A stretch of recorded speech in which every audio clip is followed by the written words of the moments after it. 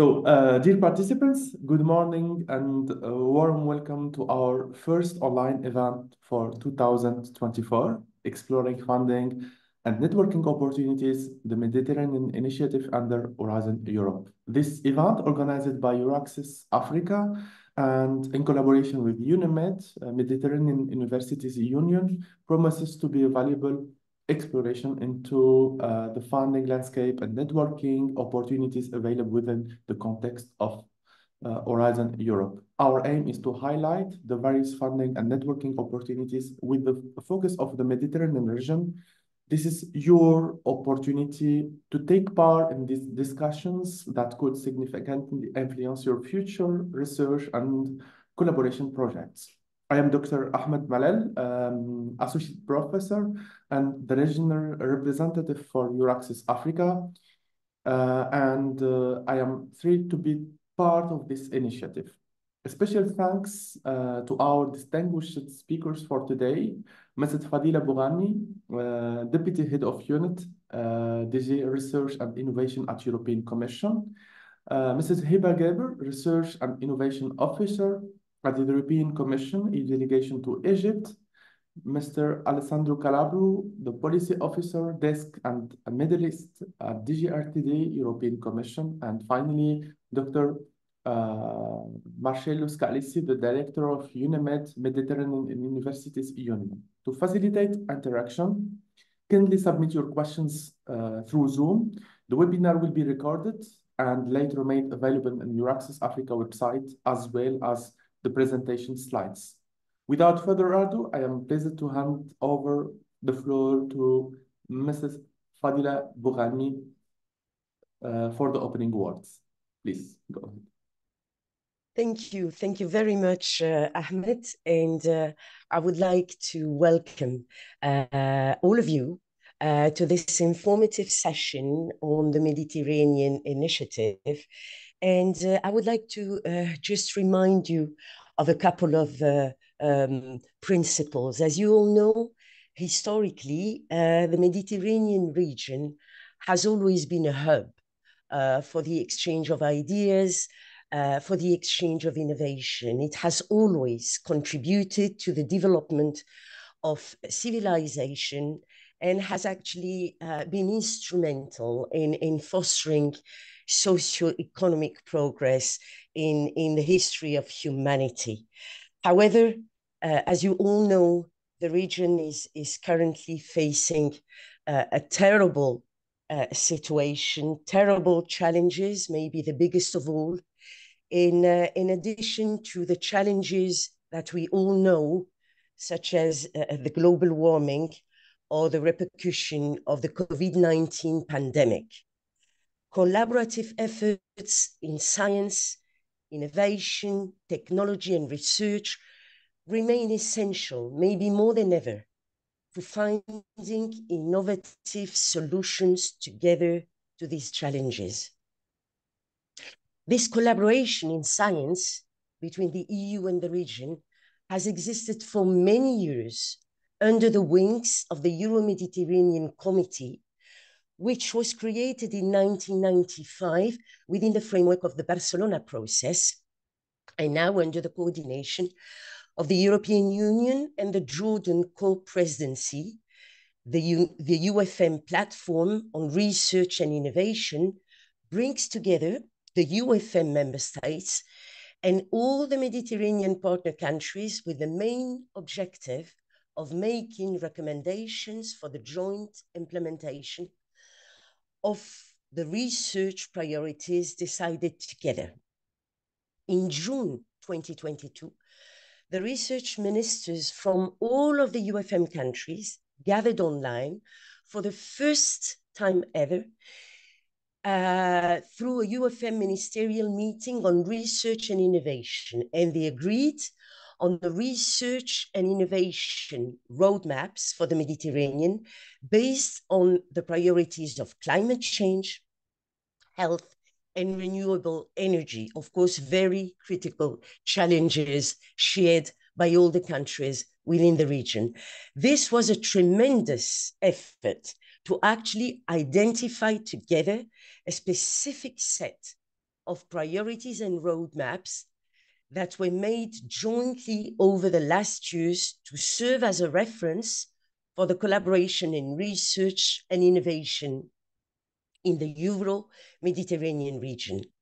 The 42 UFM countries agreed formally to address climate change, health, and renewable energy as their three primary research and innovation priorities, with the aim of joining forces and putting in place a crucial transformative process that was made and only made possible through a common vision towards addressing common challenges.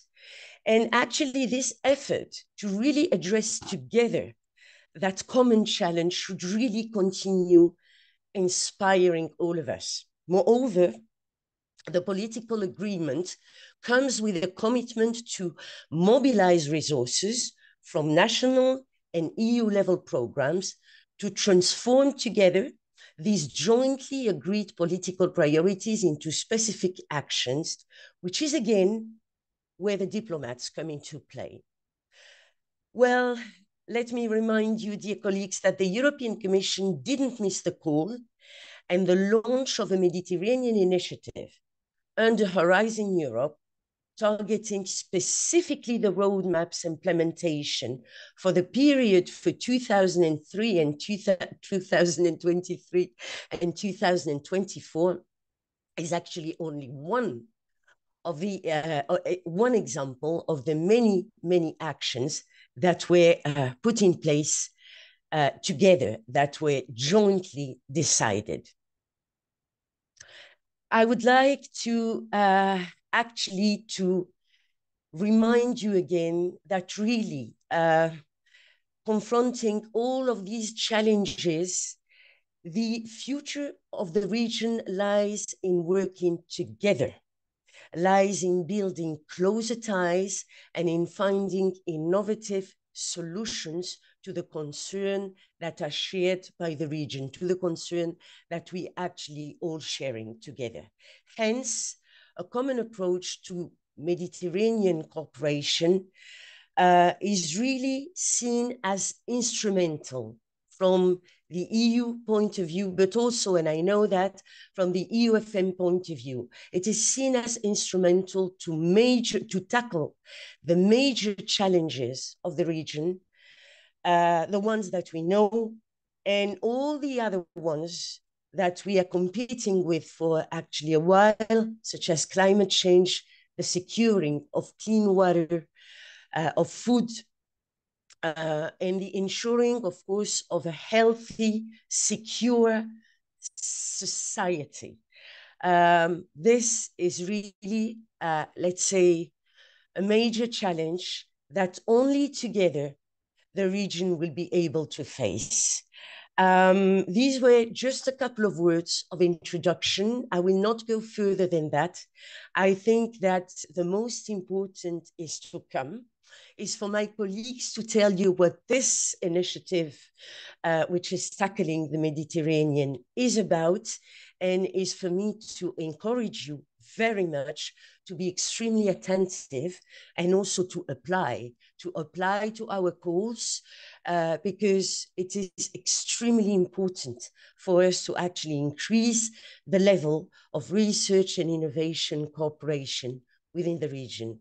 Last but not least, I would like, before I pass the floor to my colleagues, to thank very warmly the organizers of this event, Ahmed Malel, from Euraccess Africa, with whom we have a long-standing cooperation in the framework of the EU-Africa cooperation, whom I know well, and also Marcello Scalizzi, with whom we also have a very long-standing cooperation through our cooperation with UNIMED. Thanks to both of them for organizing this event, which I hope will be a very successful one. And this is what I wish you.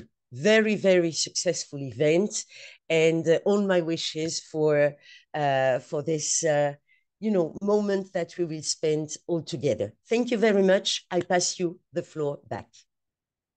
Thanks a lot. Thanks a lot, Fadila, for this great presentation. It was very clear. So now I will present Euraccess Africa just for only 10 minutes before moving the floor to UNIMED with Dr. Marcello Scalisi.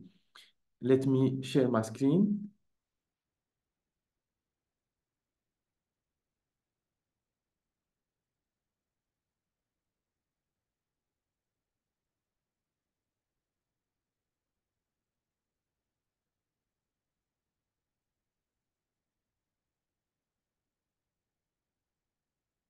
So, first of all, I want to present Euraccess Africa, but before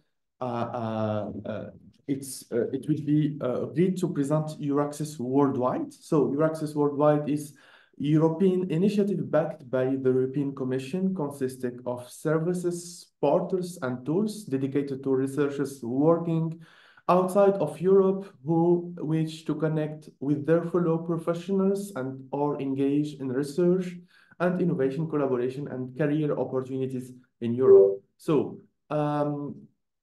we provide free access to information about research in Europe, opportunities for research funding, international collaboration and transnational mobility. It links researchers in worldwide to Europe, mainly in Africa to Europe, and the network is open to all nationalities and research fields. So as you see here, we are in the world. So North America, Latin America, and Caribbean, India, China, Asia, Korea, Japan, Australia, New Zealand, and finally, we are also in Africa. So main tasks of Euraccess Africa, first of all, management and development of the Euraccess Africa network, support for African researchers, promoting European research opportunities in Africa, and finally reinforce the networking with all RNI African actors. So as you see here, the platform of Euraccess, and there is a tab of worldwide, as you see here, the 9 hubs, and in the top we have Africa. Please click on Africa, and you have this button, sign up for free membership to Euraccess Africa. So this is an overview of our activities since the launch of the hub in 2020. So please, just 1 minute.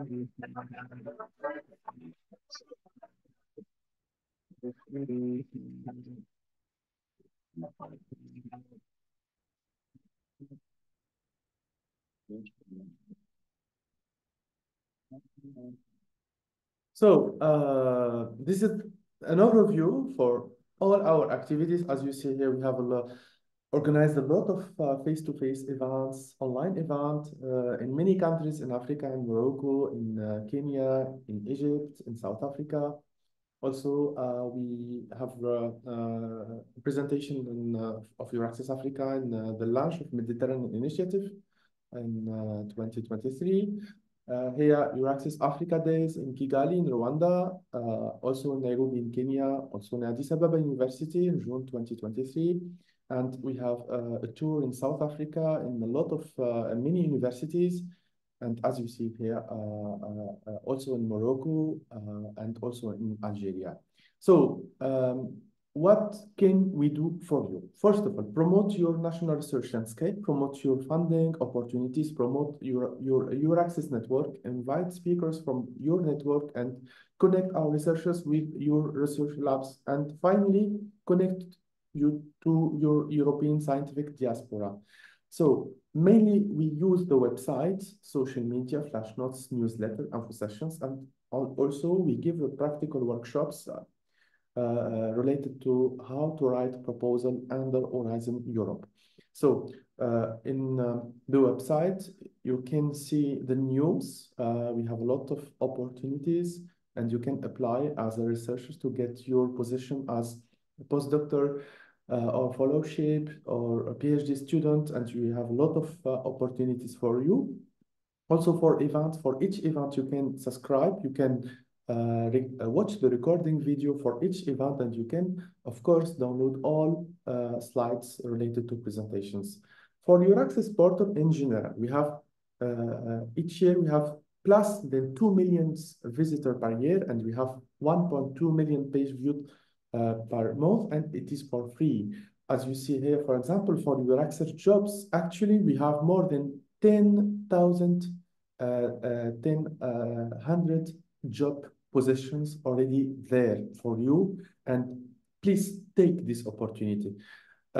Also, you can use Euraccess to find members, to find organizations. And as you see here, we have more than 23,000 organizations already there in the platform of Euraccess.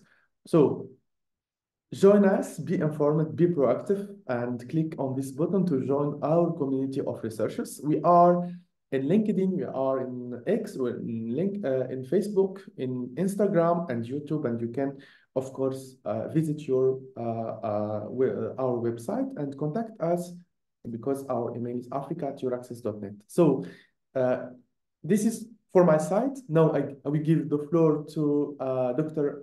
Marcello Scalisi from the director of UNIMED, Union Universities Mediterranean. So, Dr. Marcello, the floor is yours. Please go ahead. Thank you, dear Ahmed. Thank you for this partnership and for the opportunity to organize this webinar jointly with our friends and colleagues of the European Commission. I see also in the participants list some family faces, let me say, some friends, some family name, and I hope that all our members and also the others will enjoy this opportunity to know, not only to know more, but also to share some ideas and some reflection on the importance of this program. Before to share my screen for my very brief presentation of UNIMED, let me also share what Fadila mentioned, the importance of working together to try to identify common solutions to common problems. Because in our, let me say, in our region, and when I say the Mediterranean region, I consider all the Africa continent part of the Mediterranean dimension, let me say in this way. We have, of course, common problems, and working together, in particular on research, we can propose to our policymaker potential important solutions to the important challenges that we have in front of us. I share my screen, but again, I will be very, very brief with my presentation of the UNIMED network. Okay. Hope that you can see my screen. We started in 1991. Fadila mentioned the Barcelona process that started in 1995. The Barcelona process has been very important for the Euro-Mediterranean cooperation because from that point, from that date, we started as Europeans to talk to our Southern Mediterranean partners as partners for the first time. And this was a new paradigm in our cooperation. At that time, UNIMED started in 1991 with a small group of universities, around 20, 25 universities. And now, little by little, thanks to our networking activities, thanks to our projects activity, we have now 164 members from 27 countries. We have universities from all the Southern Mediterranean countries, Middle East and North Africa, from Morocco to Syria, but also we have some members from the Gulf, from Western Balkan, obviously the European, some European countries, not all of them, the European Mediterranean countries, but we have also some members from Germany, and then we have also from Middle East members from Iraq and Yemen. But also in the perspective of our collaboration with the Araxes, and again, I thank Samete, all his colleagues for this opportunity. We have been asked by our assembly to enlarge little by little, of course, and gradually to enlarge our network to the sub-Saharan region of Africa. And we have a new member relatively new member from that region, which is the University of Nouakchott from Mauritania. And we already have a project financing in the framework of Erasmus Plus capacity building with Mauritania and Niger that we started today, if I'm correct. This is just to mention that we remain a Mediterranean network, but we are looking to the neighbor of our neighbor. In a way, sub-Saharan region, Middle East, and also Western Balkan, in our perspective, is to reinforce the international dimension of all our members looking to this very big, important region of the world. The role of UNIMED is to promote collaboration, international cooperation among members, and again, to reinforce the institutional, economic, cultural, and social cohesion of the area. In the chat, I already see some messages about researchers interested to cooperate also in social science and humanities, which remain one of our main priorities, not only. And this is particularly important for a region like the Mediterranean region, thinking of the crisis that unfortunately we are facing in the current years. Some numbers about our network. I already mentioned the members of the countries involved. We have then 15 memorandum of understanding with important institutions, more important than UNIMED. Then we have sub-networks that are working group on, the idea is to invite researchers to work on a specific domain. I will give you more example later. Around 29 running projects and 19 people working in the UNIMED staff member. These are some of our institutional partnership. I don't go obviously into details, but just for you to mention that we have important collaboration, for instance, with FIO, with the European Investment Bank and with the European Training Foundation, but as been mentioned several times in the Qadir introduction, with the Union for Mediterranean, we remain one of the most important actors for the Euro-Mediterranean cooperation, and obviously not only for cooperation, but in particular for policymaker. These are other partnerships that we have. Let me mention the collaboration with the Erasmus Student Network. With the Erasmus Student Network, we are organizing an important event, which is the Mediterranean Student Summit. We are now preparing the third edition of this meeting. The idea is to involve students, both sides of Mediterranean, to discuss and debate about the university that they want. And now we are working in close collaboration with the All African Students Union to imagine a similar initiative within African and European students. Again, the idea is to improve the dialogue among students, but indirectly, we are thinking to improve relationship among African universities and European universities.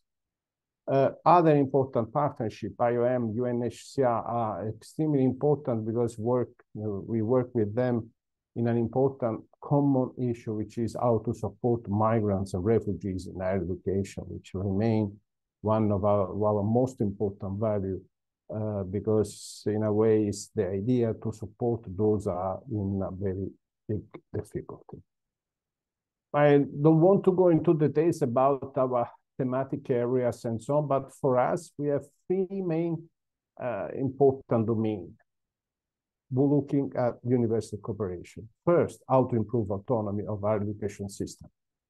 The second one, how to support regional integration. This is extremely important in the Mediterranean region, where there is a lack of regional integration. But I think that we can also address this to the African continent. And then the social responsibility of university, how to engage more and more leadership of universities to look to their own local, national, and international environment. I already mentioned the sub-networks. These are the thematic sub-networks that we have in UNIMED. They are coordinated by our members with guaranteed technical and support. At the moment, we have around 400 people, 400 researchers that work with us. This is very interesting because it's growing little by little. This research family working on particular important priority of our region. Our projects are related to the following domain: governance of education, learning innovation, refugees, and so on. As you can see, we have also some projects on research. I will give you some detail now. Again, the idea is not to transfer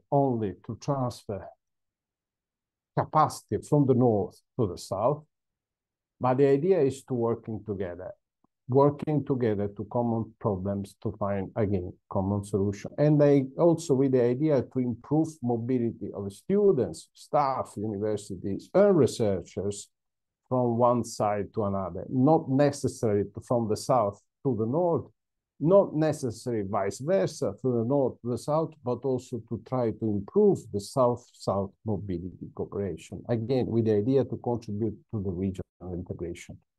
A small example of projects that we are managing in higher education. Some of these projects are already concluded, but just to give you an example that we are working to support our general education system, the Iraqi education system. We are doing also, is not mentioned here, several projects in Libya, which is a sort of newcomer for international cooperation. We are very active then, and I saw also some of our colleagues and the participants.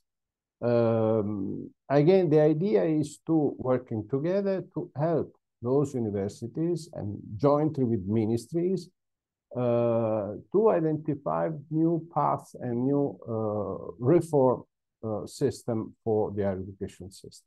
Again, not working on a regional basis because it's very complicated in this case, but work at national level. But why not to create bridges among countries? We have also some project on doctoral education, which is also related to research. And concerning research, we are just, again, to give you an example, we are trying to support the Libyan education system on promoting research and innovation environment and the innovation in the Libyan education system, in particular on environmental issues. But also we are working, we are cooperating, we did this last year, a research project for FIO on mapping a sort of family farming initiative in Europe and in North Africa to try to compare what the policymakers are doing to support family farming.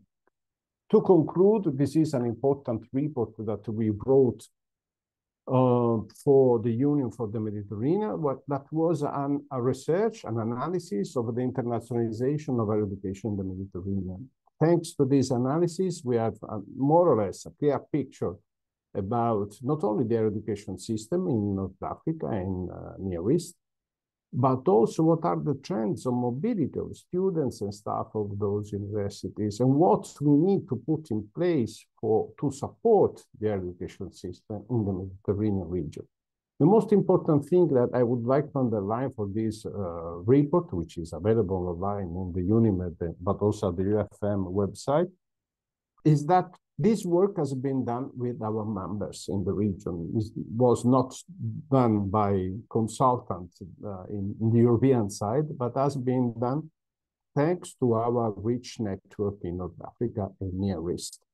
I think that something should be also done for the African continent to try to underline what are the main challenges, what are the excellencies that we have in the African continent, and what is necessary to do to reinforce the role of our education system in Africa. I wish you a very nice session with the following speaker, and thanks a lot for your attention. Oh, so thank you very much for this nice presentation. And in Euraxis Africa, we are very exciting with this nice collaboration between us, and I think we will have a lot of things to do together in the whole of year, because I think there is a lot of opportunities to take. Thanks again for your support. And now we move to EU initiatives for a reinforced cooperation with the Mediterranean region. The Mediterranean Initiative under Horizon Europe open and upcoming calls. So we move to Hiba Geber, Research and Innovation Officer in the EU delegation to Egypt, and also Alessandro Calabro, the Policy Officer in Desk Med and Middle East at DGRTD at European Commission. So the floor is yours, please go ahead. Thank you very much, Ahmed. And also thank you, Marcello.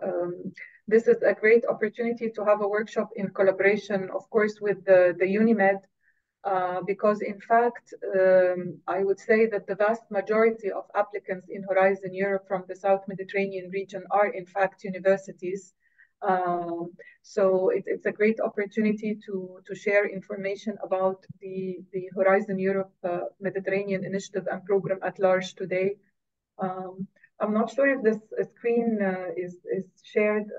Alessandro, you will be sharing the slides. Your mic, Alessandro. Oh, okay.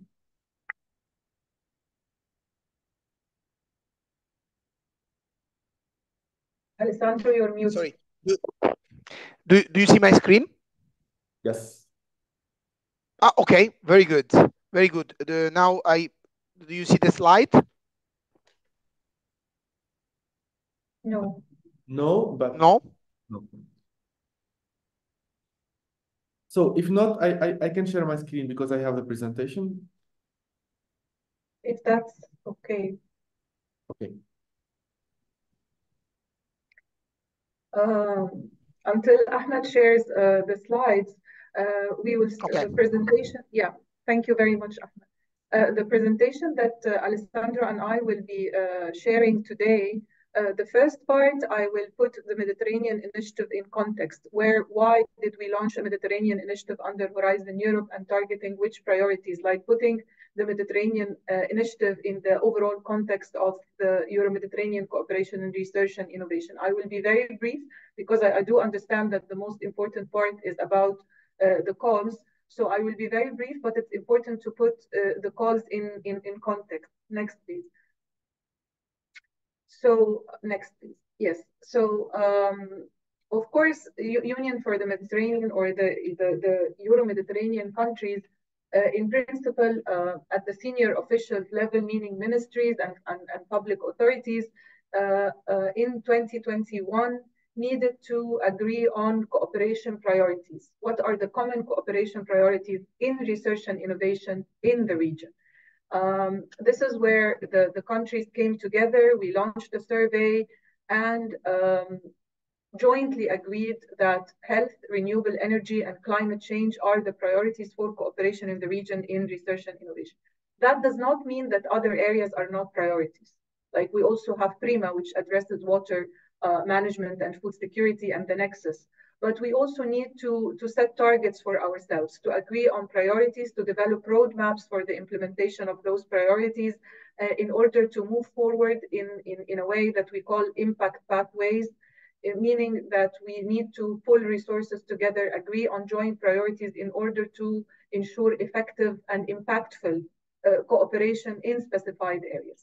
So while PRIMA is ongoing with the identified priorities under PRIMA and other programs as well, it was agreed to focus on health, renewable energy, and climate change as future cooperation priorities.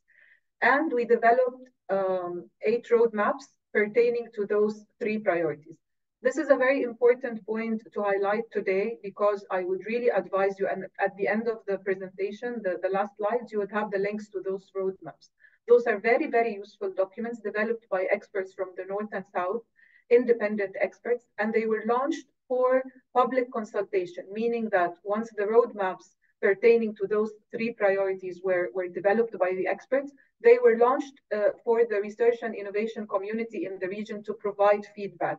So they are really jointly developed documents answering the question, what we need to do under those three priority areas. Next slide, please.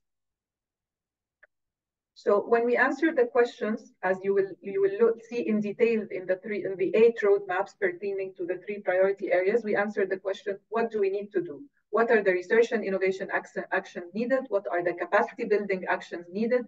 And what are the cross-cutting and horizontal actions needed in those 3 areas? What do we need to do?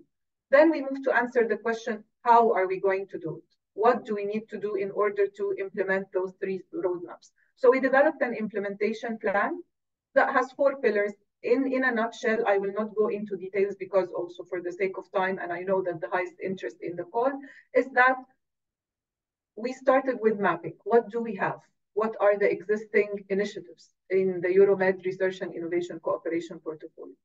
And then we looked at the existing programs, Horizon Europe, Erasmus+, previously and also PRIMA and other programs that we have, and also the national funds. We tried to see what are the existing programs so that we do not reinvent the wheel. We see the existing programs and try to integrate the needed actions into the existing program.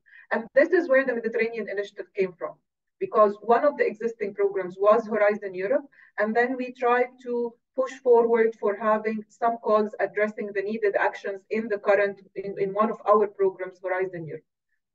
And we are currently working on developing this. I seize the opportunity to highlight this initiative that we are hoping to launch around April, which is a stakeholders communication and coordination platform for research and innovation community in the region that would be under the umbrella of the UFM as a one-stop shop for research and innovation community in the region, to find calls, to find partners, to find documents. We are also trying to make it sort of an open source or a bottom-up kind of platform where it would be very interactive, allowing the research and innovation community not only to interact, but also to share knowledge, upload documents and project results. And finally, we developed a monitoring plan to monitor our progress towards the implementation. Next slide, please. Again, I do not want to get into details, but again, the link to this mapping exercise you will find in the last slide of the presentation following Alessandro's intervention. You will find the link to this mapping. This is a mapping exercise that was done. The result of the mapping is a publicly available document where we map the relevant projects under Horizon 2020, the predecessor of Horizon Europe, PRIMA, and the CBC Med. Now we are, like, the CBC Med ended and we now have the Next Med, and I highlight also that the calls are currently open, I think with a deadline in March. PRIMA is also ongoing, where I think the calls will be launched in February, and I understand there is also an info day on PRIMA ongoing today as we speak, I think, or later today, I'm not sure. But those are ongoing programs, but we mapped what was funded previously under those programs to identify where the gaps and where we need to work more. You will find the full study, so I will not get into details, but highlighting that maybe the biggest gap we found was in renewable energy. Next, please. So yes, this is the important part where I was talking about integrating the needed actions into our existing programs, and this is where the Mediterranean Initiative came from. Alessandro will talk in details about the calls and the topic, but in a nutshell, we had 37 topics that opened in the course of 2023 and will continue to open until the end of 2024, with some deadlines coming up in February and perhaps towards the end of the year, with a huge budget, 320 million euros. But in addition to the Mediterranean Initiative, I would like to highlight the other instruments we have. Marie Skłodowska-Curie Action is the pillar under Horizon Europe dedicated to career development and mobility and training of researchers in the region. And actually, South Mediterranean countries are very active, or I wouldn't say very active. They are still not fulfilling their maximum potential. But one of the pillars where the South Mediterranean countries are most active is the Marie Skłodowska-Curie Action, which gives the flexibility for researchers to choose a topic of research. It's not dedicated to a certain thematic area, but it actually, particularly the exchange programs and the fellowships, give flexibility for the researchers to choose their topics of interest and apply for funding. Of course, I spoke about PRIMA. I'm not sure if everyone in the webinar is aware about PRIMA, but as I said, we are working, it ends in 20, I think we have 2 more rounds of calls, but we are working on extending the program. But for now, the most important thing is that PRIMA will launch another round of calls in February, addressing water management, food security, agribusiness, food chains, and the nexus of water, food, and energy also. Also, there are other instruments to highlight, which is we are working under Mission Innovation to support the best practices and knowledge on hydrogen valleys in the Mediterranean countries. Next slide, please. We opened many partnerships, the co-fund type of partnership for South Mediterranean countries, but this is more not for the researchers, but more for the funding agencies in the countries to join, and then the researchers can apply, meaning that this is not directly to you as a researcher if you are a researcher or a university, but if your country becomes part of one of those co-funding partnerships, then researchers from your country can apply for those. Next slide, please. Yes, moving to the third pillar. So that was around Horizon Europe initiative, I mean. And then Alessandro will talk about the calls in details, where you need to apply, where to look for the calls, where to find information, the deadlines, and seize the opportunity of your presence here and the collaboration with UNIMED, one of our very, very strategic and active partners, to find partners from all over the region to tap into the existing opportunities and apply for the calls. And what we can promise is that around April this year, we will support the collaboration even more by launching this one-stop shop stakeholders and communication platform that will support you to find more information, reference documents, find partners, find relevant calls in one place about all our programs, including, as I mentioned, Horizon Europe, but also Erasmus Plus and PRIMA and other programs. So just await the launch of this expected platform. Next slide, please. And finally, this is something that we are working on, monitoring and evaluation towards the implementation of the roadmaps. This is something that we are monitoring ourselves in the implementation. We want to make sure that we are fulfilling our commitments. The roadmaps were endorsed at the highest political level by ministers of research and innovation in the region. So it's important to put in place a monitoring mechanism to ensure that we are working towards towards fulfilling and meeting our commitments in terms of mobilizing resources and ensuring the implementation of the roadmaps. I end here and I hand the presentation to Alessandro, my colleague, to tell you more about the calls in depth. But please also make sure to look at the reference documents I mentioned in this contextual background, because they are important documents and they are very important when you even apply for any of the EU programs, to know the policy background or to know the context and the existing gaps, because we really want to ensure that we are building on the existing knowledge and moving forward. So thank you very much, and I leave it to Alessandro, my colleague. Thank you very much.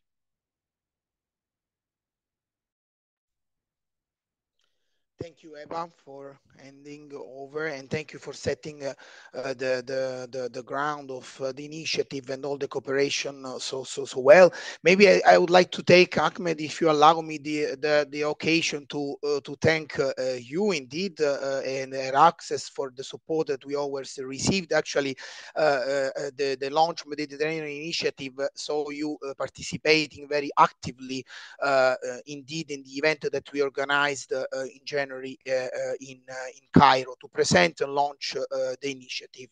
But of course also Unimed, my dear friend Marcello, for the support that we always received in promoting the initiative and in spreading the news. So coming indeed, spreading the news is for me actually now the key word for this event, because I see so many participants from all over the region. I was really impressed to see the exchange of messages in the chat. So we really want to take this occasion to furtherly spread the news and share the information. As Eva mentioned, indeed, I will start with saying before everything that the presentation, of course, will be shared, and the last slide of the presentation contain a series of links that are also, of course, shared in our website, and these are the key documents. Of course, in a presentation like this, we will be able to give an overview, but the real documents that we invite you to consult are there and are indeed at the center of this process. So just to not to repeat what was already mentioned, but just to say that this initiative is an initiative under Horizon Europe. So the Horizon Europe program, many of you, of course, are knowledge of this. This is major program for the EU in research and innovation. And the way the Mediterranean Initiative was constructed was to include a certain number of topics, in the specific terms 37, with a certain budget that is, as you can see, consistent of 320 million euro under call for proposal that specifically target the Mediterranean. So they are particularly relevant for the Mediterranean and clearly linked with the RNI roadmap. So once again, the roadmaps document become really the reference for our cooperation. It was conceived, as Eva mentioned, through a process, a long-term process, and that was also participated very largely in the region. So this is indeed, as it also was mentioned by Fadila in her opening, the key starting point for us, because it was so important to identify a set of priorities that are not exclusive. Of course, they may be largely interpreted, but are already some specific priority where we want to specifically work for the region. And in the next slide, indeed, next slide, Ahmed. In the next slide, we came to action in presenting the result of this process in Cairo. In Cairo, we presented the 37 priorities more in details, also through the help of the expert for every single priorities, but also explaining how these priorities are translated into specific goals of the existing Horizon work program 2023-2024, and to stress how what this means in terms of cooperation, in terms of possibility to launch projects on renewable energy, health, and climate change. So around these three key priorities. Next slide, please. Here, I will not go into every details, of course, in relation to the initiative, but it's just to give you an overview overview of the number of calls divided in the three priorities, and the first analysis that we have been executing on the result of this first analysis. Next slide. Indeed, as I said, the link to the list of the calls with the division among the three priorities, you will find it in the last slide. So I will try to use this time really to pass the important message that is for us the way this initiative has been conceived. And actually, maybe let me use also this specific slide about the calls to mention something about the future.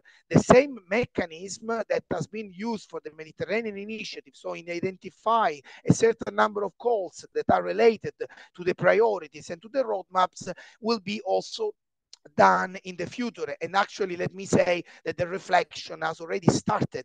And so what we aim at also is a continuation of this initiative in a sort of Mediterranean Initiative 2 or 3 in the future, etc. So in the continuation of the work program. As you can see, there are the calls range in several priorities for health, for the renewable energy, and let me say what could be more relevant in this very specific historic moment. The renewable energy and the climate change are so very timely, as you can see. Next slide, please. We put indeed a result here, a very preliminary result of the closed call that we analyzed. Next slide, please. Just to summarize, you will see that in a total number of proposal for the 19 topics that has been taken into account, there were a total number of 120 proposal with the participation of MED countries, and 34 proposal with 72 entities in total. Of this, let's say that there is an important number, an important percentage of 28% that are coming from the region. But what is even more important of this 28% that I showed is that a large number, so 39% of these are also have been also funded, so receive proper funding, which is of course what we need. So the overall scope of having the encouragement, the strong encouragement of the participation of the Mediterranean countries in our initiative is there. But of course, as it was mentioned by Eva, we want to do much more. We want to engage also in promoting this call and the further opportunities, also in the frame of other programs like it was mentioned for Prima, for our missions, etc. So to really increase the participation of the entities of our region into the existing opportunities, and these kind of events of today are really the key to do so. Next slide, please.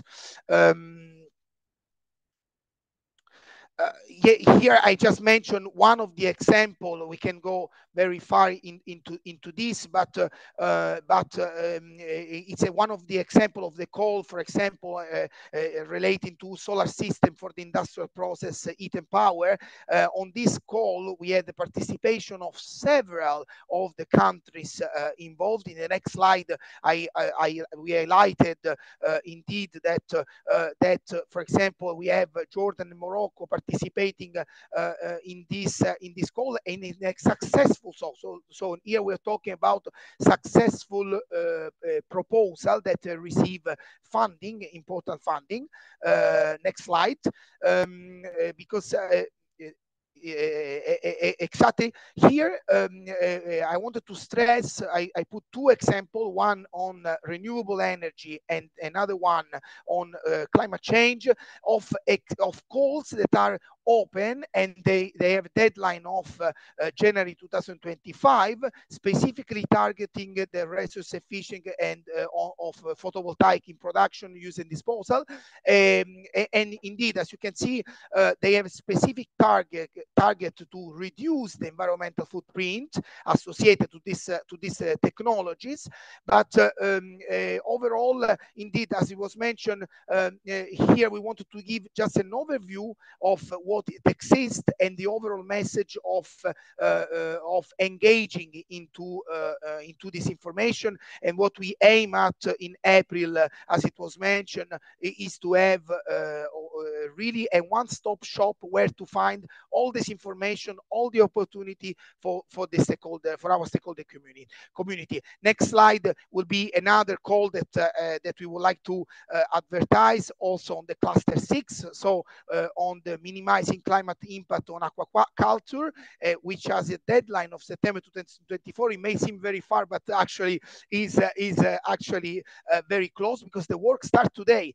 Event like this one are for us an invaluable opportunity to put together, to connect different researcher institutions and to work together on those call that specifically, once again, I wanted to underline, target the cooperation with our region in the Mediterranean. Next slide, please. I would like to indeed to conclude this part. Then there will be also part of the conclusion at the end. But I once again, the key word here for us is to show you, to try to show you, to give an overview of what is going on. There are several things that are going on, as you have seen. From one end, there are funding opportunities. There are funds. At the end, you will have the link with all the relevant websites where the list is contained. But the key word, once again, is funds, accompanied also with support. And the one-stop shop that was mentioned is indeed goes indeed in this direction.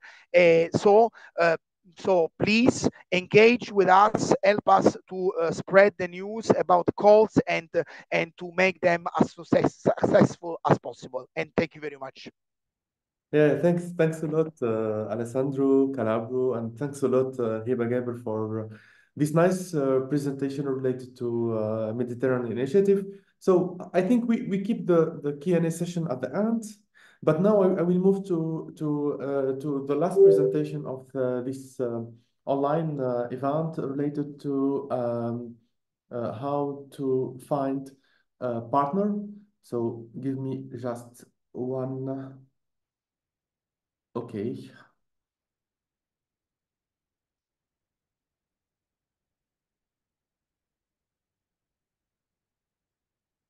So this is my presentation related to tips for networking and consortium building. Thanks a lot for my colleague Dalibor for giving me some slides related to this presentation. So I want to give some tips and some advices related to in general in Horizon Europe or in Erasmus calls. We need to have this kind of advices. So first of all, characteristic of a good partner. We need to have worthy of trust, a good friend and associate.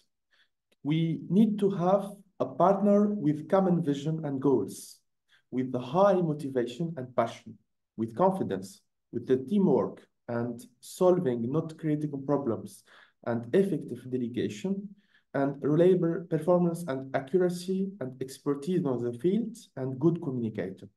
We need to have this kind of partner. So the characteristics of good consortium.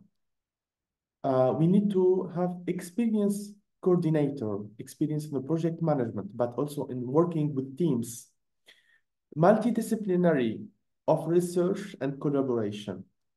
We need to have a kind of partner from universities, from higher education sector, from economy, for public bodies, administrations, and NGO. We need to have the complementarity of partners. Everyone does their part and everyone adds value to the project.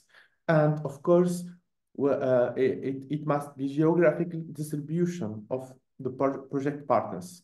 And don't forget the gender balance in the team, and the participation of small and medium-sized enterprises is desirable and mandatory depending of the type of action and specific program. General innovation actions, we need to have with us some enterprises in the consortium, and commitment to the goal of all partners. For establishing the consortium, so co-coordinator must ask in advance from each partner. We need to have the monthly person costs, and we need to have the PIC number, the institutional profile, and of course, we need to have A2 form because in the platform, when we submit a proposal, we need to have a lot of information about each institution and each partner in the consortium.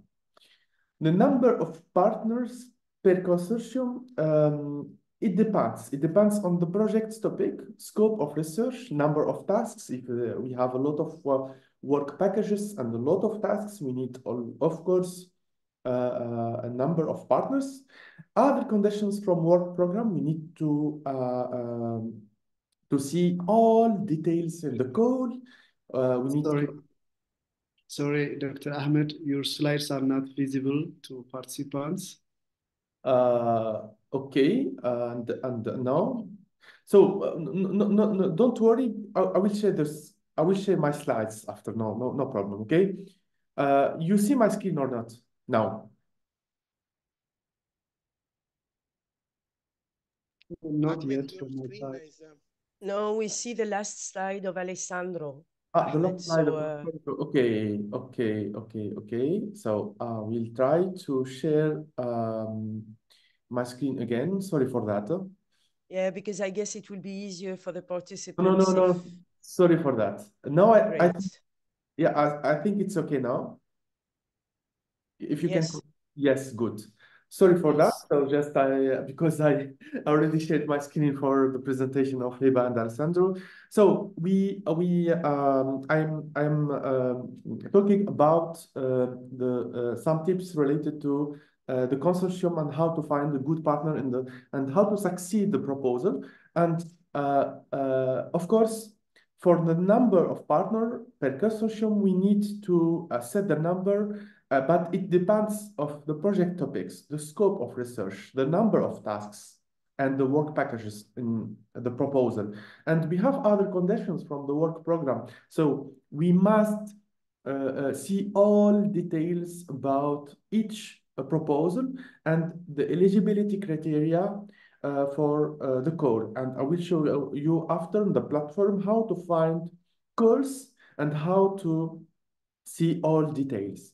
So for finding a partners, generally we have a lot of ways to find partner. And of course, we can use the Cordis portal. I will show you the Cordis portal. We can use, see also the previously funded projects.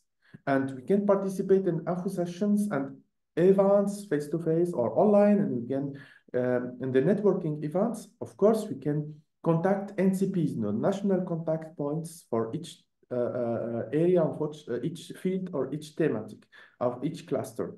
And we have some existing contacts. For example, if we are in university, in our university, we have a lot of collaboration with international partners and international organizations. We can see with them how to add them or to be partner in the consortium in Horizon Europe. Of course, there is a lot of groups and pages related to find a partner in Horizon Europe and a lot of PRIMA or other mechanisms and European codes. So this is Cordis platform. Just type in Google, put in Google Cordis. You will see this platform. And in this platform, you have a lot of useful information, for example, for project and the results. And you can see, for example, Horizon Collaboration Network, Project in the Mode, etc. And you can see all details about each project. And of course, you can get the contact of each organization. And of course, you can contact them to be a partner. And in the funding and tender opportunities portal, if you click in support, you will see this option. Where can I find the national contact points for Horizon Europe?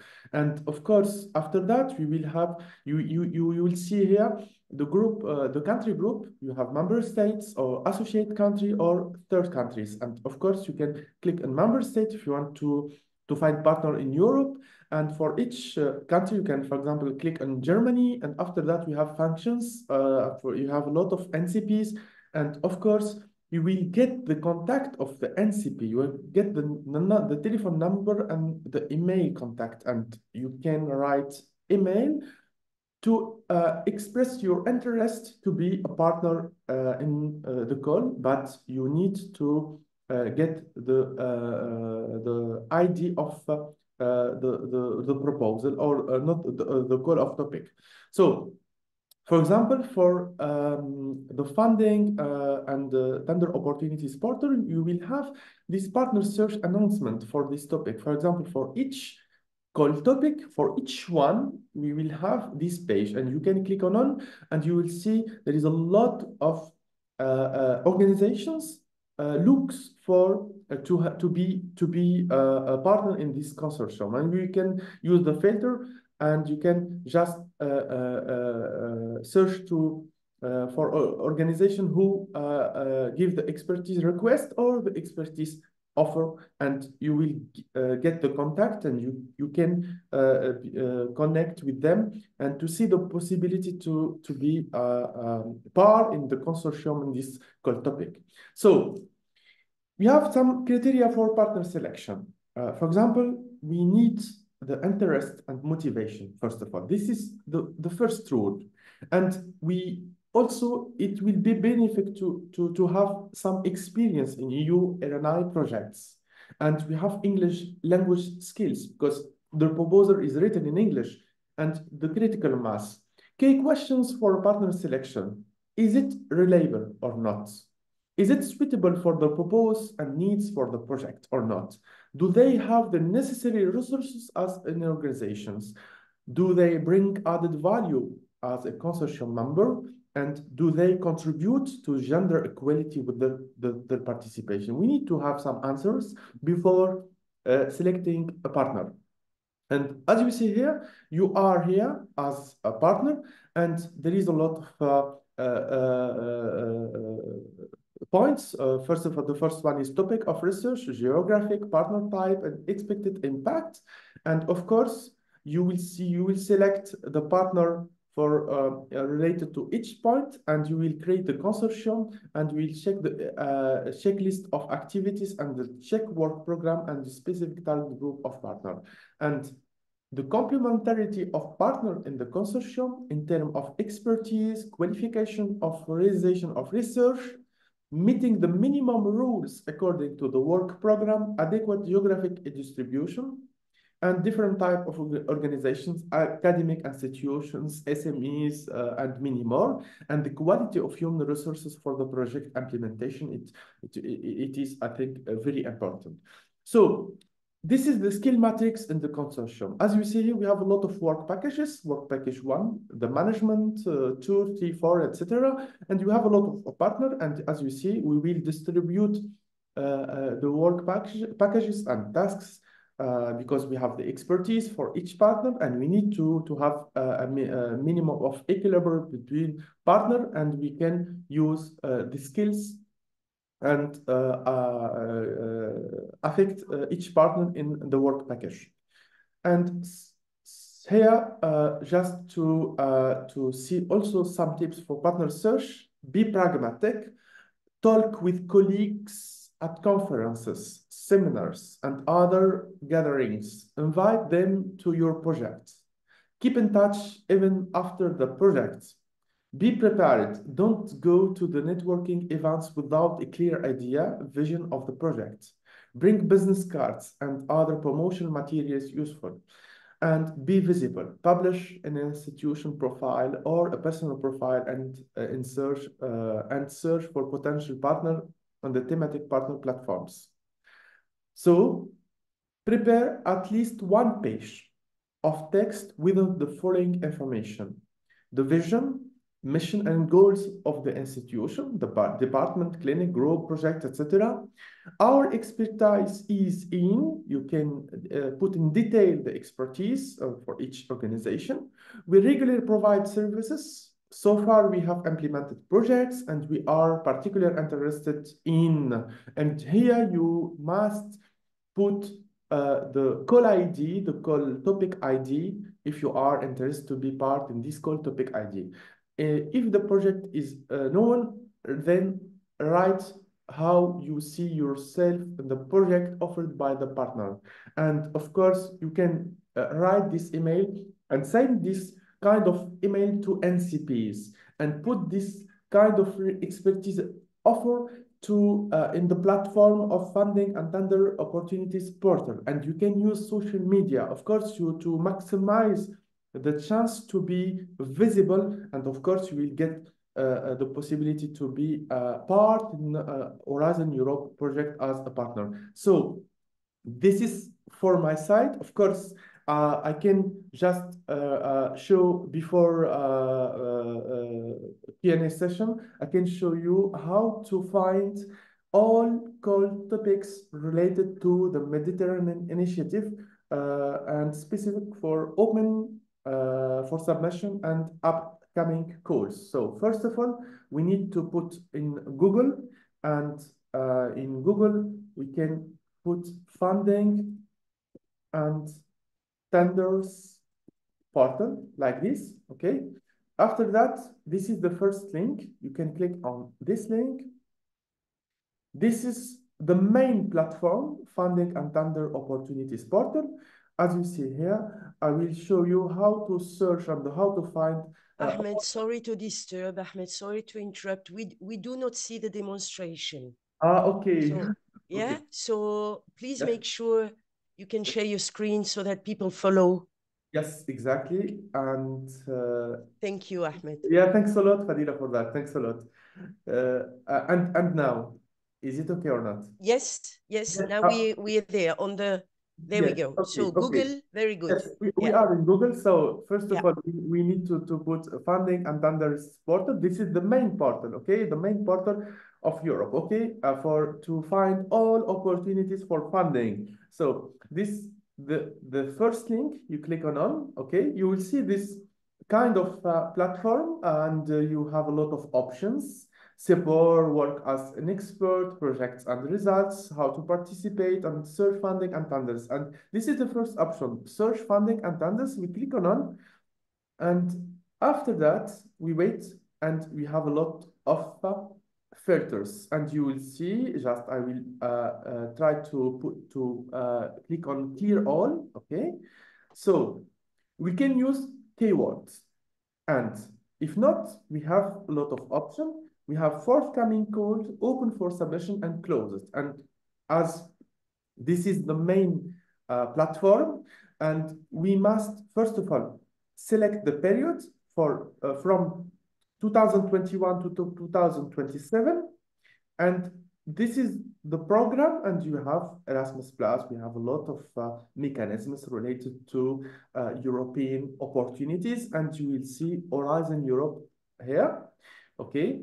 Of course, for the architecture of Horizon Europe, we have a lot of pillar 1, pillar 2, pillar 3, but for us, we will look to have the Mediterranean Initiative. So just we can click on cross-cutting priority here, and you will see we have a lot of priorities, and you will see this Mediterranean Initiative. You click on Mediterranean, and after that we have, of course, 15 actually items found, 15 call of proposal, and we have open for submission, or you have also forthcoming. It means that is not open for submission, but we can see all details related to the call topic, and we can prepare ourselves and see how can we can participate.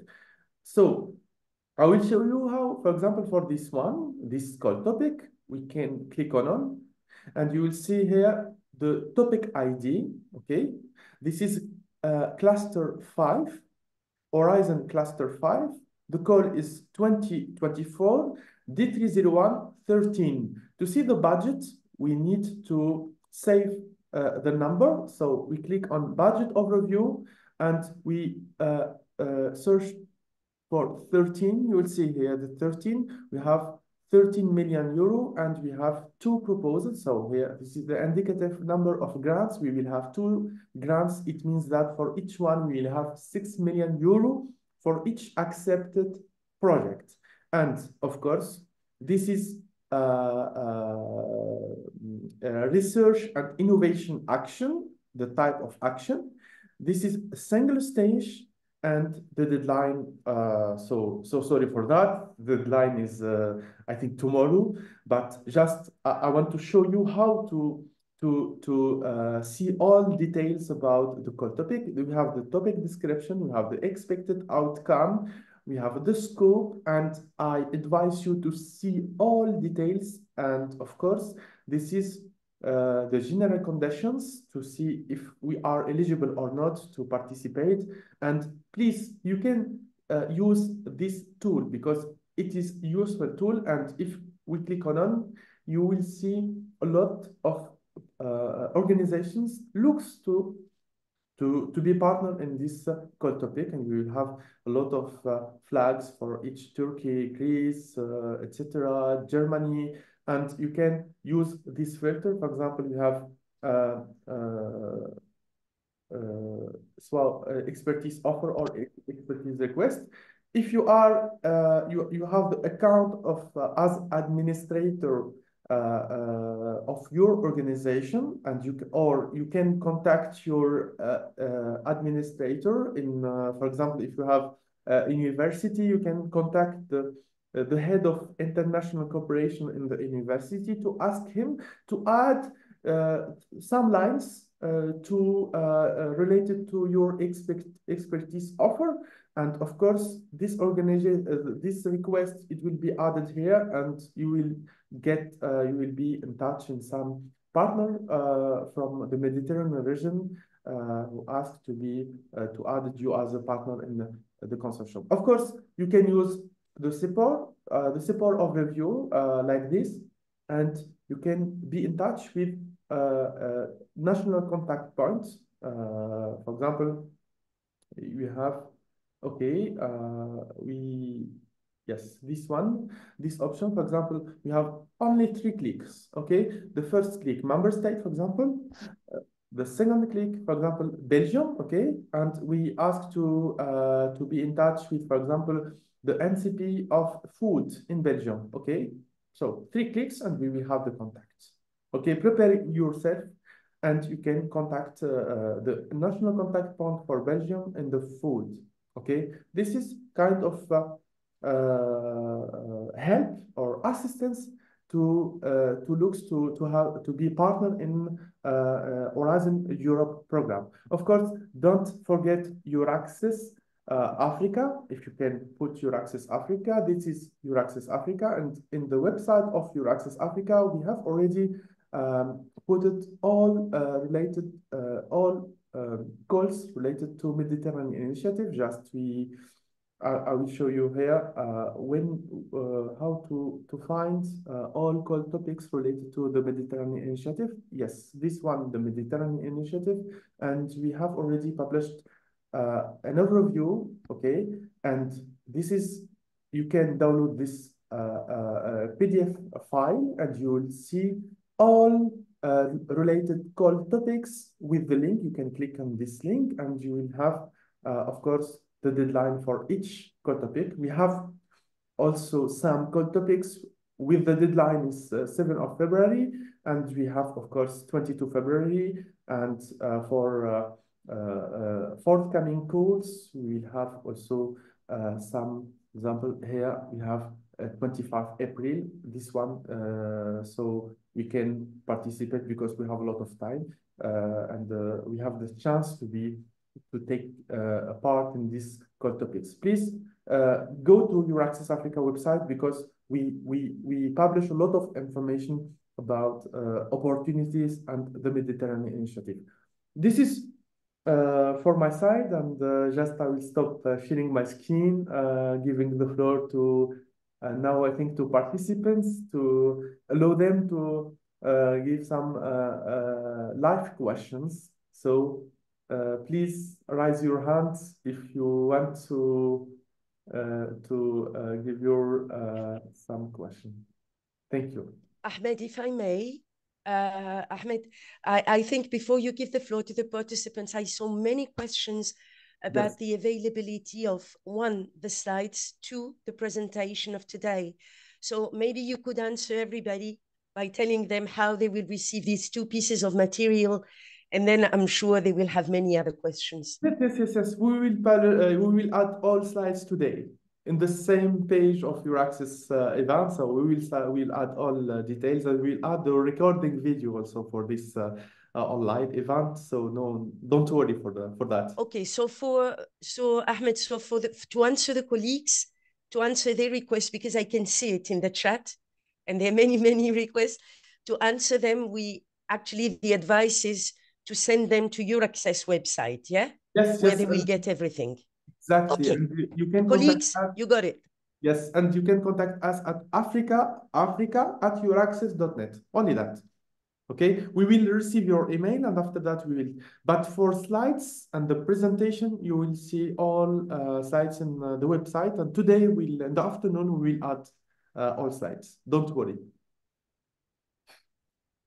Okay, so I think we can allow some live question. Dear participants, so please, if you there is okay, we have Nordin. Okay, we have Muhammad bin Salim, and we have also Dima Al Husseini and Raman Hussein. Please. Hello, can you hear me? Yes. Hello, good morning. Hello, Ahmed. I am Nuruddin El Awad. I am the NCP from Morocco, NCP Health. Hello, Alessandro. Hope you are good. Happy New Year for all of you. So thank you for this presentation, for this webinar. You know it's usually a very good idea to assist and to present all this fantastic program to all the participants. Most of them, they have the same problem as you know, Ahmed, and we discussed a lot of times about to find colleagues who want to participate and coordinator who want to participate in this course. I think this is the first problem that all the researchers here in the Mediterranean area, more in the south of the Mediterranean area have.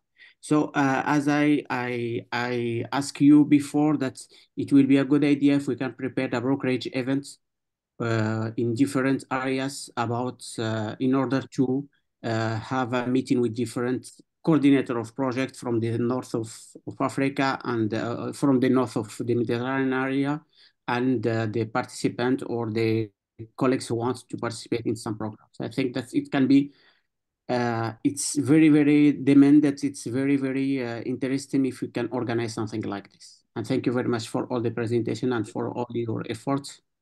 And Happy New Year another time. Thank you.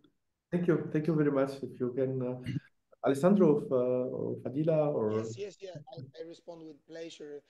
Hi, Nuruddin, thank you very much for your intervention, indeed, and it comes very timely because, as was mentioned, this is our idea, indeed, to tackle to reach the aim that you mentioned, to put together the side, the north side and the south side, if you allow me to say so, of our region, and to create collaboration. So the idea is to have it in April. as it was mentioned, so to organize a large stakeholder events, and all the NCPs will be, of course, involved. We are still in a brainstorming phase, but very soon we will launch the finalization of the organization phase for that. Perfect. Thank you. Thank you. So we move for another question. We have Raman Hussein. Shall I ask? Yeah. Hello, everyone. I'm a university teacher from Kurdistan region of Iraq, Suleiman University particularly.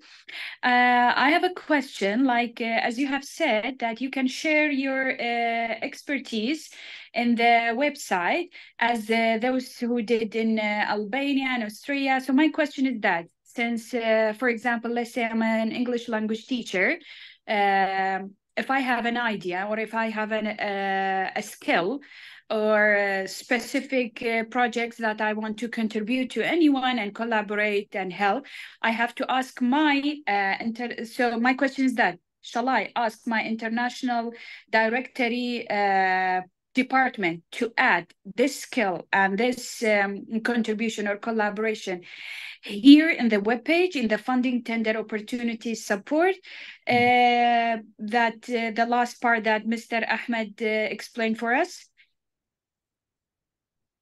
Okay, this is one way, because we have a lot of ways. Okay, one way to use the funding and tender opportunities portal to publish this kind of expertise offer. Okay, but you can of course be in touch with the colleagues directly, and you can publish in social media, because we have a lot of groups, and you can we can make the direct contact with colleagues from Europe.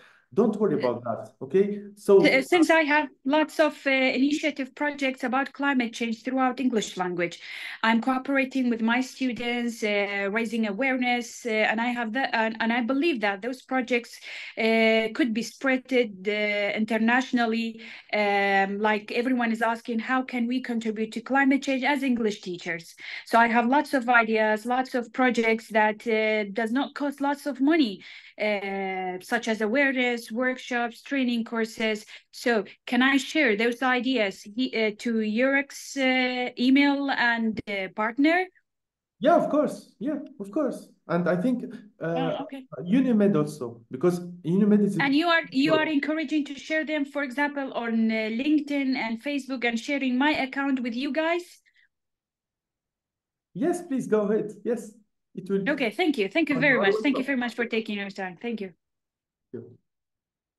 So, Marcelo, if you want to add some the possibilities to be in touch with the network, the whole network of UNIMED. Yeah, I come back to your presentation about the networking dimension. I think that at least in my knowledge, unfortunately, I'm very old in this horizon dimension, and I know a lot of efforts of all our colleagues on that. To participate in a call of Horizon Europe program is not something that arrives at some point at the last minute and you decided to go in and to participate in a project. It's important that the university, the department, the research organization, the center, I don't know, whatever it is, to start first to look for their own international dimension, where they are, what are their connections there, what are the excellencies that they could put on the table to share with other colleagues, and to create, first of all, the right visibility, I mean, in particular for the Southern organization, the right visibility of your organization, of your research dimension, before to start thinking of the call for proposal.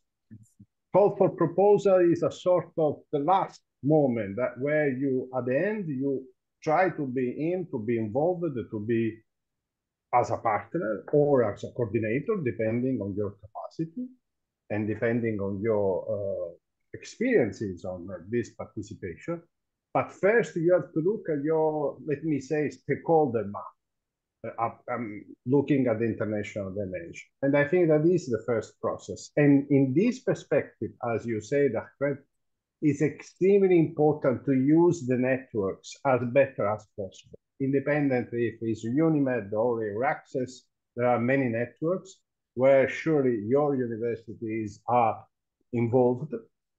And I think that the university networks could speed up that process of internationalization, or to be in contact with other organizations, to know more about the opportunities of this program, like this webinar is providing you, hopefully.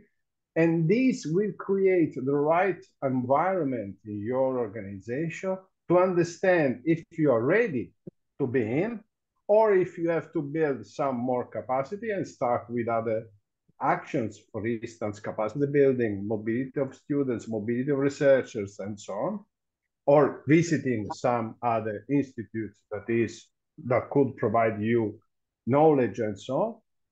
After that, I think that you are ready to look in the opportunities of the Horizon Europe or other opportunities and so on, and to participate with the right dignity. Otherwise, the risk is that you try to be in and you got frustrated because the results are not exactly in line with your expectation.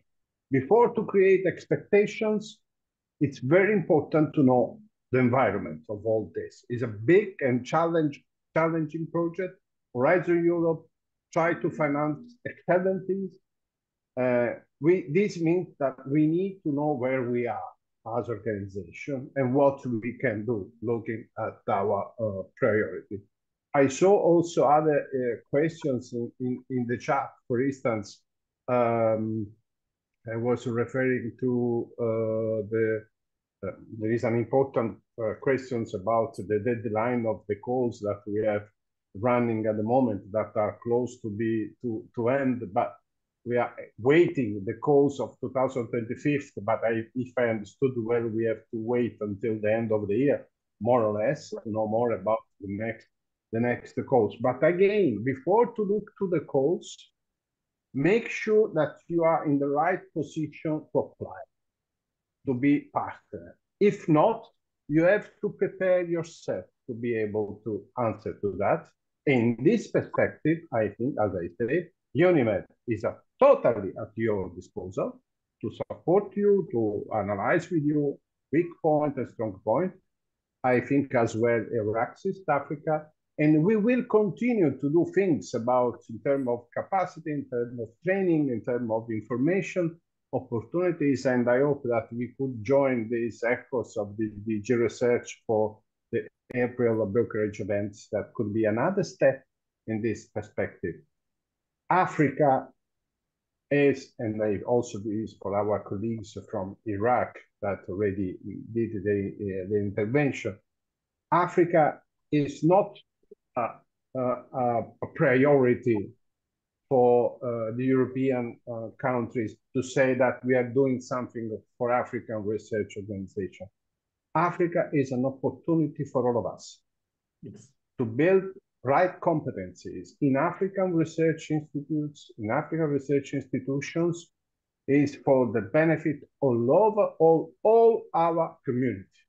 And we need to do as much as possible to support African universities and African research institutions to participate and to make visible their efforts.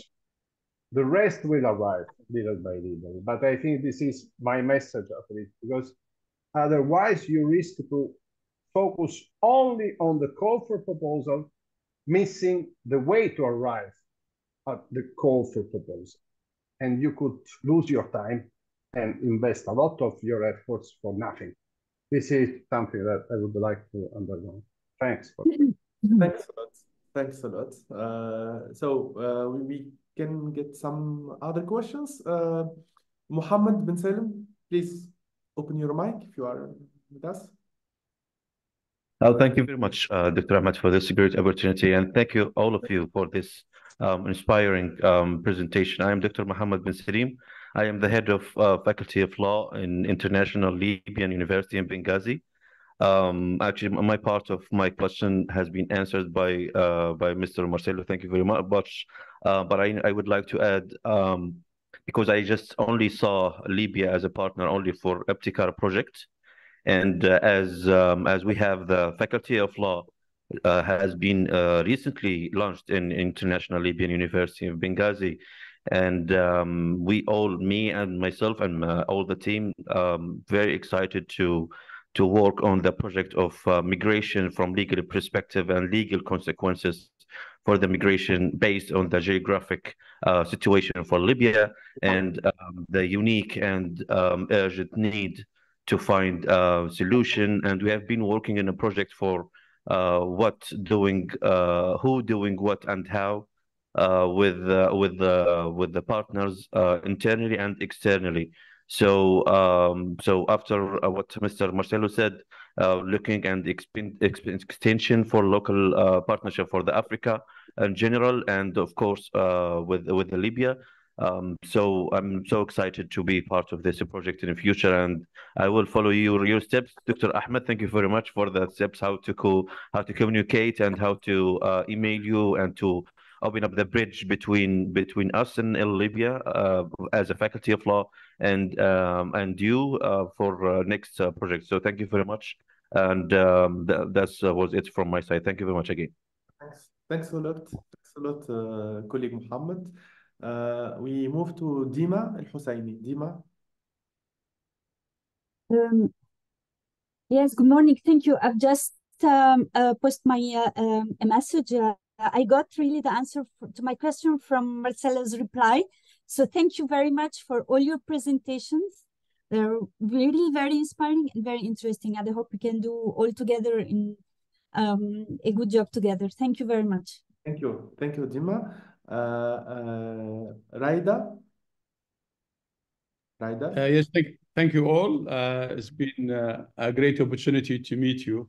I enjoyed all presentations. My name is Rida Al-Oakley. I'm a professor of surgery and the vice president of LIMU for medical services. And I'm really, I'm very interested to know that Dr. bin Salim, the Dean of the Faculty of Law, is working on the issue of refugees, because I think we have something to collaborate about, and I'm sure we'll get in touch very soon about this. My question is really, how many health projects have you funded, and what are they? And the other question is, will this video be available on for reviewing by others, and can you send it to us by emails, please? Thank you. Thank you. For the second question, it will be okay. Today, we will publish this recording video on our website, Your Access website. And for the first one, I will move the floor to give the floor to Alessandro or Grant. Thank you, Ahmed.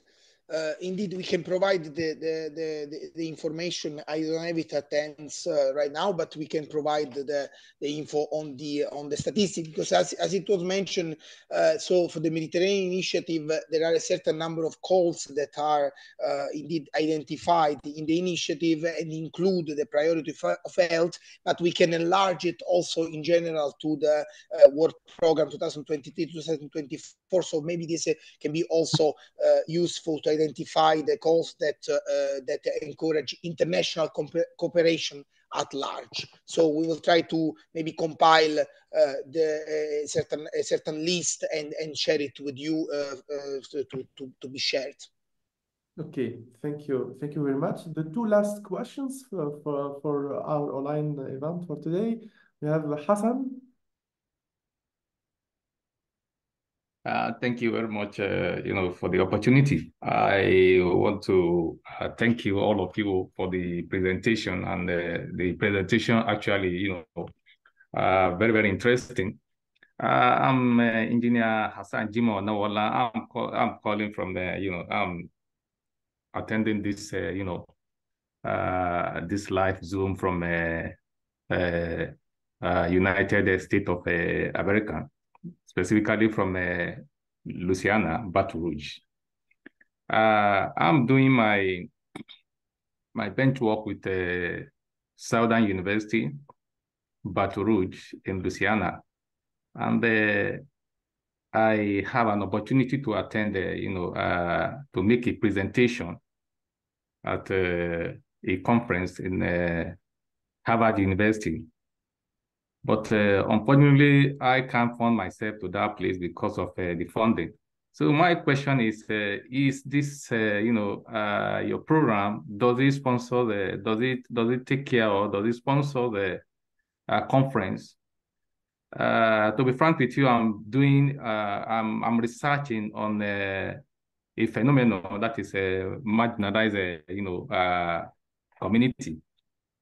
Because in Nigeria, we have many marginalized group who doesn't have a identity.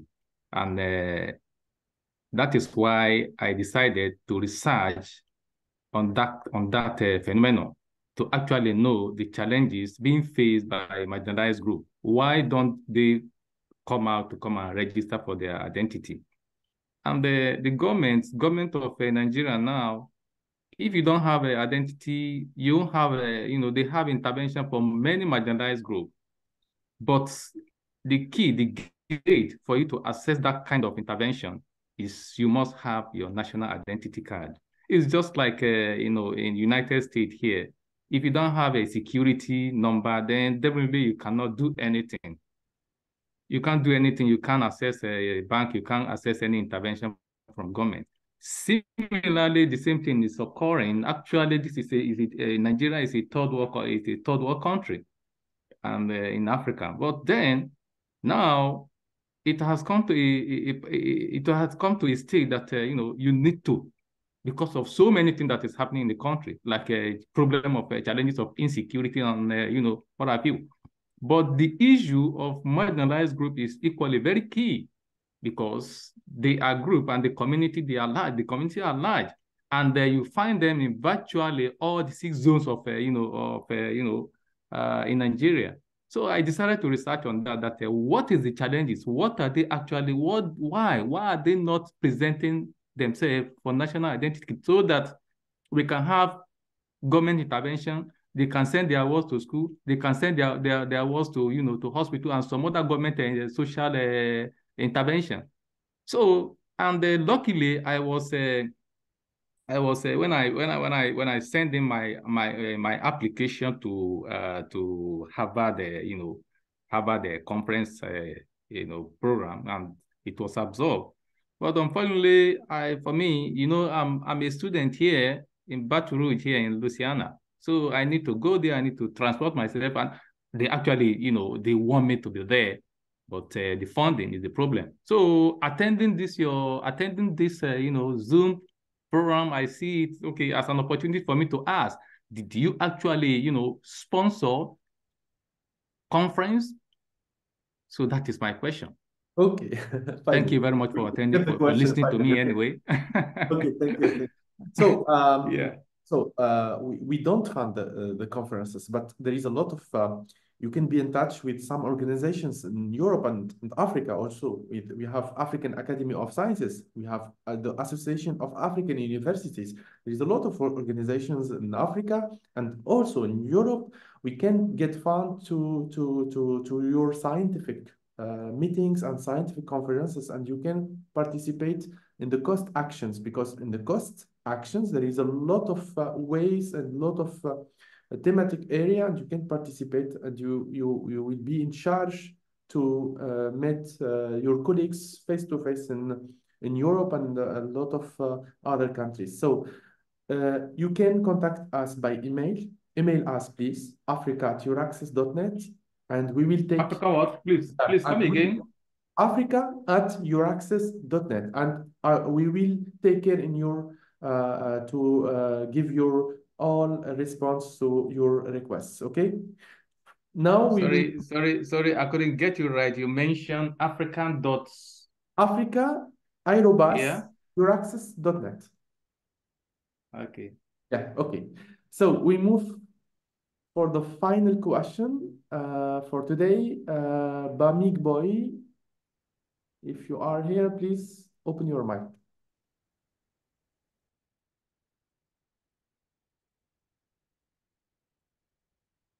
Bamig Boy.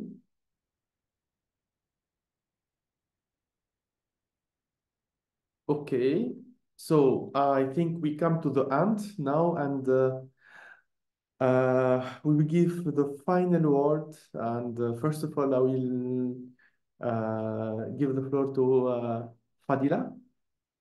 This is the final word for this online event for today from you. Well, I would like to thank everybody very warmly for having attended this this session. I thought it was a good session, very informative. I imagine that everybody has more questions than before. So I would like to reassure you all that this is perfectly normal. But as Dr. Ahmed kindly invited you to, please feel free to come back to him, to come back to us. And, you know, we will provide you with the remaining information. I saw lots of concerns about the deadline of the calls for proposals. As this has already been mentioned to you, there will be other opportunities. So, you know, the idea is really for you to get interested, get committed into what is going on. We know it is not that easy.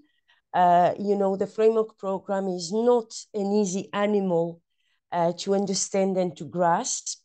It is difficult for the EU member states, for the, you know, scientists who work within the EU. So it is even more difficult for our partners abroad. And of course, this includes the Mediterranean and Africa. So, you know, it is difficult. Nobody is saying the contrary, but the opportunities are there. Thus, it is really worth, you know, having a careful look at what we are doing. Take these opportunities of these people, such as Dr. Ahmed, Dr. Marcello. They are here to help you. They are here to support you. And their wordings are very important.